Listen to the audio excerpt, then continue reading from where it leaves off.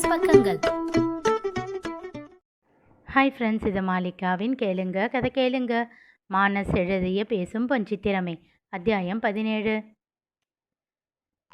தோட்டத்தில் முகவாட்டத்தோடு செந்தில் அமர்ந்திருக்க அவன் அருகில் சென்று அமர்ந்தாள் மலர். வாடி, என்ன தூங்கலையா? நான் தூங்குறது இருக்கட்டும், உன் கருங்கு மூஞ்சி ஏன் இன்னும் சூம்பிக்கிட்டு இருக்கு? கமான் கமான், மனசில் இருக்கிறத கொட்டு. சின்னதாக புன்னகைத்தான். அவளிடம் சொல்ல வேண்டாம் என்றுதான் நினைக்கிறான். ஆனால் அப்படியே விட்டுவிடுபவளா அவள்? எப்படியும் சொல்ல வேண்டிய கட்டாயத்தில் தள்ளுவாள். அதற்கு நாமே மரியாதையாக சொல்லிவிடலாம் என்று எண்ணிக்கொண்டான். என்னடா மனசுக்குள்ளேயே பேசிக்கிற? அதை புரிஞ்சுக்கிற அளவெல்லாம் எனக்கு டேலண்ட் இல்லடா. பெருமூச்சு ஒன்றை விடுத்தான். இன்னைக்கு ஷர்மி மண்டிக்கு வந்திருந்தா. மாமா சொன்னுச்சுடா, பணம் கூட வேணும்னு கேட்டாலாமே. அதை பற்றி தான் யோசிச்சுக்கிட்டு இருக்கேன். பூ, ஒரு 20,000 உன் வருங்கால மருமகளுக்கு தர யோசிப்பியா? வருங்கால மருமகன்னு சொல்லாத. ஐயோ செந்திலு, என்னடா காதலுக்கு வில்லன் ஆகிட்டியா? டேய், உன் பையன் லவ் விஷயத்தில் உன்ன மாதிரி என்ன மாதிரியெல்லாம் கிடையாது. அவன் உன் பொண்டாட்டி மாதிரி. நீ அவன் லவ்வுக்கு தடையாக இருந்தால் உன் தலையில் கல்லை தூக்கி போடவும் தயங்க மாட்டான். சத்தம் போட்டு சிரித்து விட்டான் செந்தில். அப்பா, சிரிச்சிட்டியா? ஏய், அவள் இப்போவுமே எனக்கு மருமகதான்னு சொல்ல வந்தேன். அது சரி, நீ சிரிக்கிறதுக்காக நான் என்னென்னலாம் பேச வேண்டியதாக இருக்குது. சரி சரி, அப்படி சிரிச்சுக்கிட்டே விஷயத்த சொல்லு பார்ப்போம். ஷர்மிக்கிட்ட சில விஷயங்கள் எனக்கு சரியாக படலை மலரு. அவளுக்கு என்னடா குறைச்சல்? என்னதான் சாகி இந்த வீட்டுக்கு மூத்த வாரிசாக இருந்தாலும் இந்த வீட்டை கட்டி காக்கிற வாய்ப்பு சாண்டி பொண்டாட்டிக்கு தான். எனக்கு அப்புறம் ஷர்மி தான் இந்த வீட்டுக்கு சரியான ஆள். ஆனால் அவள் அப்படி நினைக்கிற மாதிரி தெரியலடி. ஏன் அப்படி சொல்கிற?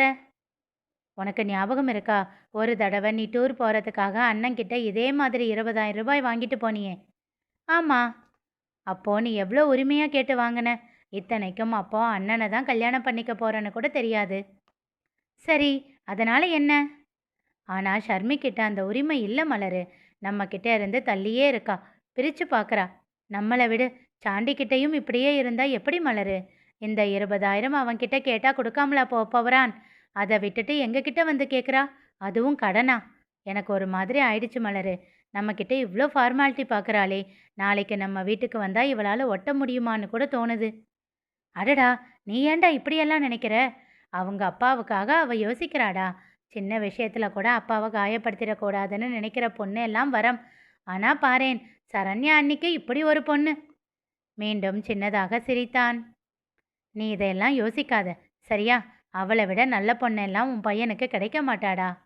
ஏ லூசு, நான் அதுக்காக யோசிக்கல.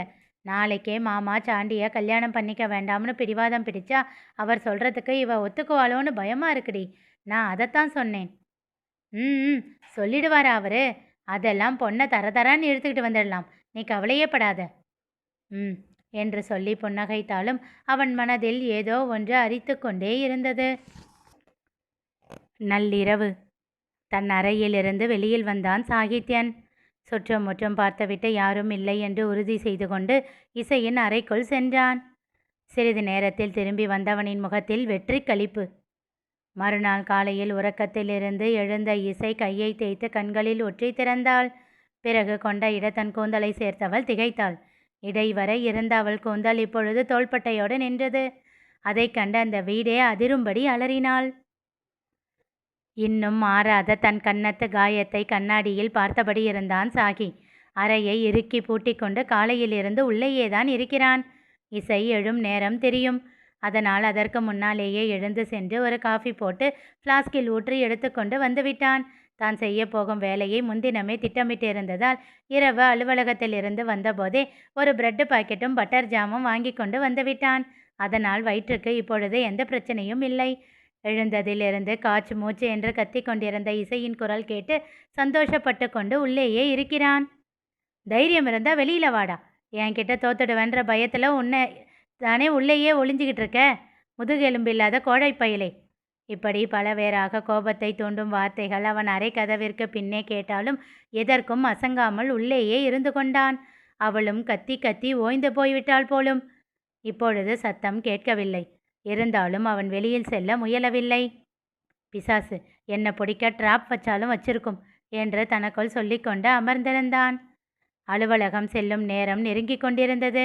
4 பிரெட்டு துண்டுகளை பட்டர் ஜாம் போட்டு சாப்பிட்டு விட்டு குளிக்கச் சென்றான். குளித்து முடித்து தயாராகி கண்ணாடியில் தன் கன்னத்தை பார்த்து கொண்டு இருந்தான்.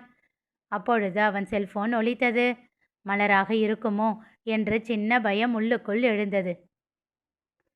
அழைத்தது யார் தெரிந்து கொள்ள தொடர்ந்து கேளுங்க. கதை கேளுங்க. மீண்டும் சந்திப்போம்.